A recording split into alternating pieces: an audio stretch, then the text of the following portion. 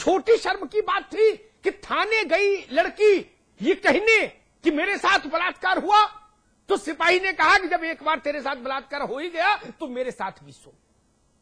उस दिन सबक लिया गया होता तो ये नहीं होता, और प्रतापगढ़ नहीं होता अगर उस दिन सबक लिया होता जब आपकी पुलिस के एक अधिकारी ने एक गरीब महिला से ये कहा कि तेरी उम्र कितनी है और तेरे बच्चे कितने हैं, तेरी जैसी पुरानी औरत से कोई बलात्कार करेगा।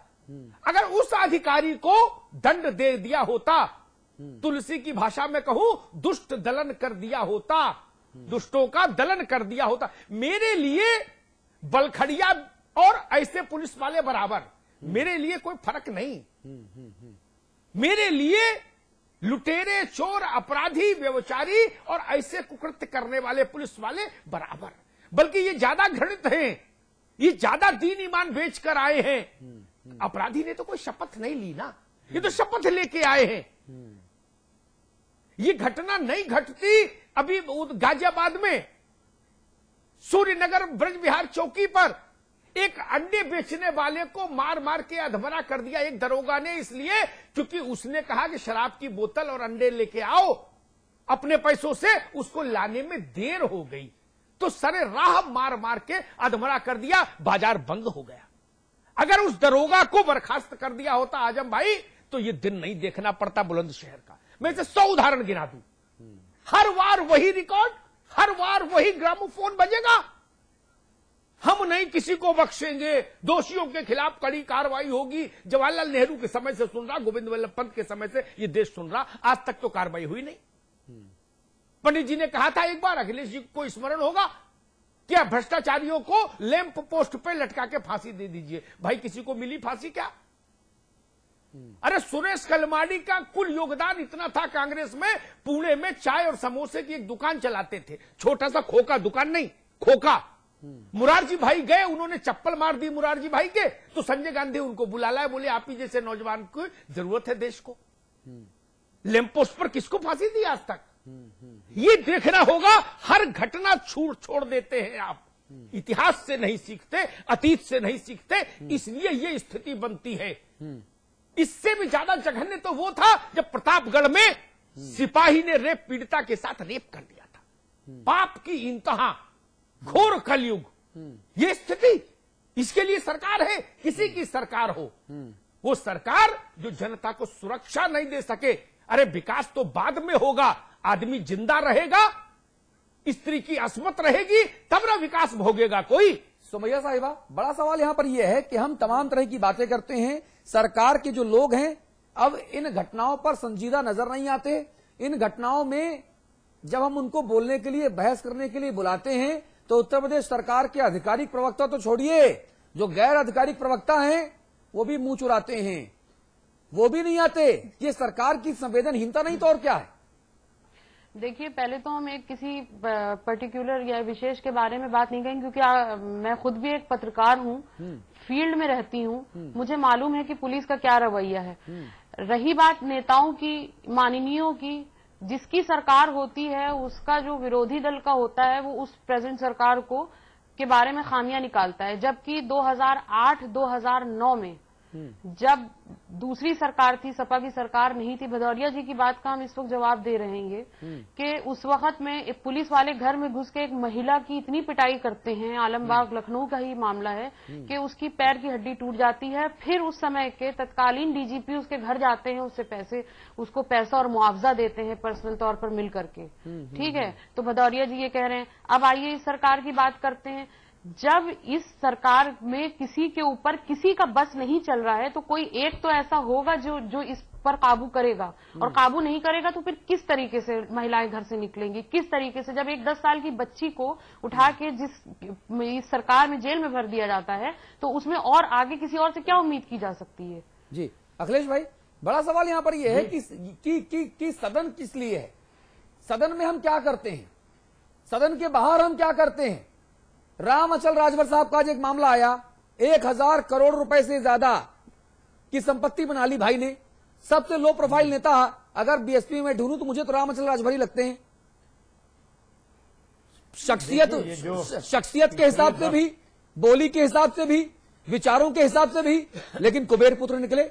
मायावती के सही साथी निकले, जिन्होंने माया नाम को चरितार्थ कर लिया, ओढ़ लिया माया नाम को अपने ऊपर। नेता रईस होते जा रहे हैं, सरकार में बैठे लोग अरबपति होते जा रहे हैं, जनता त्राही त्राही कर रही है, सरकारों को आम लोगों की चिंता नहीं। तो यूपी में वाकई जंगल राज नहीं तो और क्या है? देखिए, ये मशीनरी पूरी की पूरी करीब करीब खराब हो गई है। आपको बताऊं, मैं पिछले 15-20 वर्षों में यूपी में जितना करप्शन हुआ है, हमको लगता है पूरे हिंदुस्तान में इतना करप्शन नहीं बढ़ा हो, इतना यूपी में बढ़ा है। चाहे वो पॉलिटिशियंस हो, चाहे ब्यूरोक्रेट्स हो, चाहे बाबू हो, चाहे जिस लेवल पे जो जहां है, उसके सामने से अगर सरकारी धन जा रहा है तो वो उसका हिस्सा है। उसके अलावा जितना उसका बल है, जैसे होता है ना कि डांस का एक एरिया होता है, उस एरिया में उसकी चलती है हफ्ता वसूली, तो जिसके बस में जितना एरिया है, जो तक है, उसमें उसकी हफ्ता वसूली है, चाहे वो सफेद वर्दी वाले हों, चाहे वो खाकी वर्दी वाले नहीं, इसीलिए अमिताभ अग्निहोत्री जी ने अपनी शुरुआत में ही अन्ना साहब का जो एग्जाम्पल दिया, वो दिया इसीलिए, मुल्ला साहब, कन्नान मुल्ला साहब का एग्जाम्पल जो दिया, वो दिया इसीलिए कि साहब आज अपराधियों का सबसे ज्यादा संगठित कोई गिरोह तो पुलिस है, वो सरकारी तंत्र है, वो बाबू सिस्टम है, लाल फीताशाही है। निश्चित रूप से। लेकिन देखिए, जब हम लोग ये बहस करते हैं, जब कोई इंसिडेंट इस तरह से हो जाते हैं जिससे पूरी मानवता संसार होती है, हाँ। और वो भी पुलिस वाले करते हैं, हाँ। और उस वक्त जब पुलिस को और पावर और रिफॉर्म्स देने की बात करने वाले लोग नहीं दिखते हैं, हाँ। बड़ा आश्चर्य लगता है। हाँ। ठीक है, पुलिस रिफॉर्म्स होने चाहिए, हम उसके खिलाफ कभी नहीं है, हाँ। लेकिन जो पुलिस में मानवता होनी चाहिए, पुलिस पब्लिक की दोस्त क्यों नहीं बन रही है? क्यों नहीं? महत्वपूर्ण तो ये है, ये तो बिना किसी रिफॉर्म्स के भी आ सकता है। ठीक बात है। सुधींद्र भदौरिया साहब हमारे साथ हैं। सुधींद्र भदौरिया साहब, मुझे समझ नहीं आता, हम अच्छे आदमी ढूंढने कहां जाएं?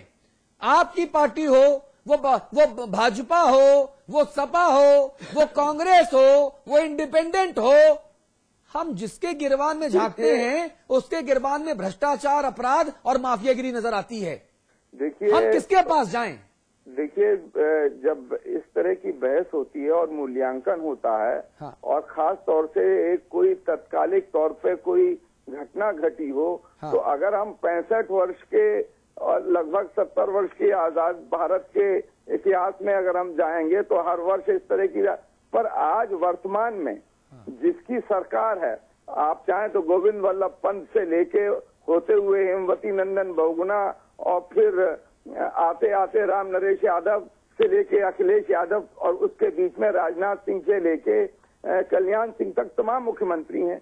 पर जब आपको देखना होगा तो मैं ये कहूंगा, आज वर्तमान में जो सरकार है और वो जो घटनाएं घट रही हैं, अभी अग्निहोत्री जी कह रहे थे कि तमाम तरह का भ्रष्टाचार और कमियां हैं, तो क्या उत्तर प्रदेश में मौजूदा स्थिति के अंदर लगभग हर रोज कई हजार बुंदेलखंड में किसान पलायन कर रहे हैं, सैकड़ों लोगों ने आत्महत्याएं कर ली हैं। कल भी बुंदेलखंड में 5 किसानों ने खुदकुशी की। जी हाँ, मैं वही कह रहा हूँ, तमाम लोगों ने बुंदेलखंड के अंदर आत्महत्याएं किसान कर रहे हैं। इसी तरह से बलिया से लेके आप सहारनपुर तक चले आइए, हमारी बहन अभी बोल रही थी, आज शायद ही कोई जनपद हो उत्तर प्रदेश का। अच्छा, मायावती जी की सरकार में क्या किसानों ने खुदकुशी नहीं की थी? बुंदेलखंड से तो 9 मंत्री थे, बुंदेलखंड से 9 मंत्री थे, नसीमुद्दीन सिद्दीकी, बाबू सिंह कुशवाहा, विशंबर निषाद, दद्दू प्रसाद, 9 मंत्री थे। मैं ये पूछना चाहता हूँ, क्या महाराष्ट्र में और आंध्र प्रदेश में किसानों ने आत्महत्या नहीं, हम तो यूपी की बात कर रहे हैं ना, आप यूपी की बात कर रहे हैं ना भदौरिया साहब। नहीं, अगर आप इस बहस को करेंगे तो ये बताइए, इस पे बताओ, कॉमनवेल्थ गेम्स में ही नहीं, केवल और 2G से लेकर दुनिया भर की बहस हो सकती है। नहीं, हम सिर्फ यूपी सेंट्रिक बात कर रहे हैं भदौरिया जी।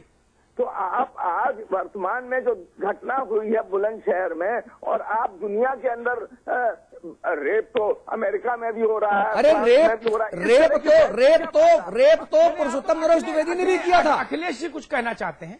रेप तो बसपा के तत्कालीन विधायक ने भी किया था, जिसका नाम पुरुषोत्तम नरेश द्विवेदी, जो आज भी जेल में है।